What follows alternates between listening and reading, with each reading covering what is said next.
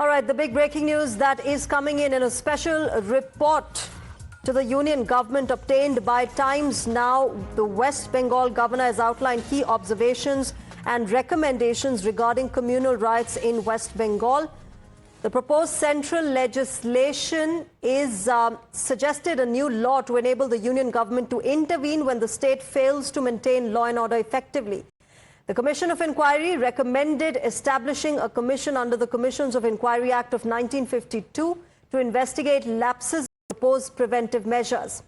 At the BSF outpost, it suggests they urge the setting up of Border Security Force outposts in vulnerable border districts to enhance security based on field visits and public feedback.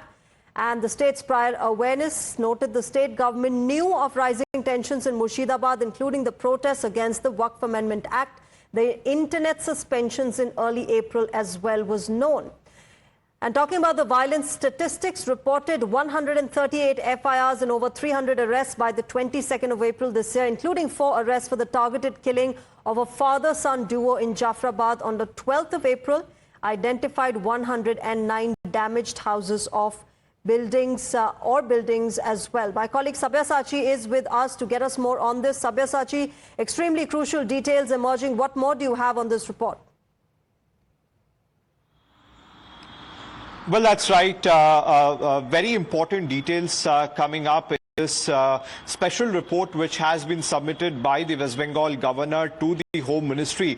Now, West Bengal governor was on ground on April 18th and 19th. He visited Murshidabad. He went to meet the victim's family as well as went to the camps to collect first-hand information about the violence. Now, as far as the key observations and concerns are concerned, which the governor has pointed out, first of them is that the evidence of premeditated violence in Murshidabad following the passage of the Waqf Amendment Bill.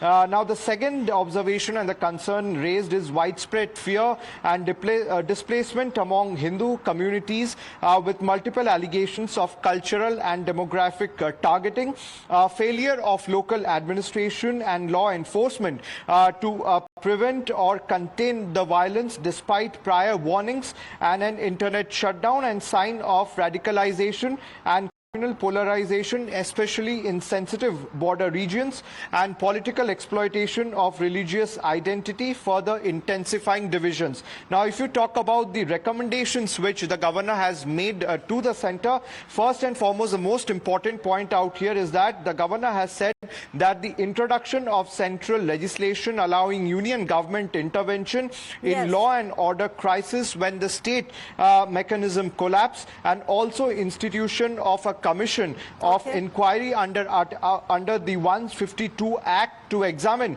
the administrative lapses and suggest long-term safeguards. Now, the governor time and again has pointed out that the state machinery has failed the law and order situation. In fact, the governor also clearly mentioned in the report that the state machinery was aware that in Murshidabad there's going to be a large gathering, there's going to be a protest, and one particular community is going to be targeted. So clearly there are lapses as far as the state administration and machinery is concerned. Right, Sabyasachi, several questions that are unanswered, and that accountability needs to be taken by the state government. Sabyasachi, thanks very much for getting us all those details. Of course, we'll keep telling our viewers and keep a tab on all of these details that are emerging out of that particular report by the governor. But for now,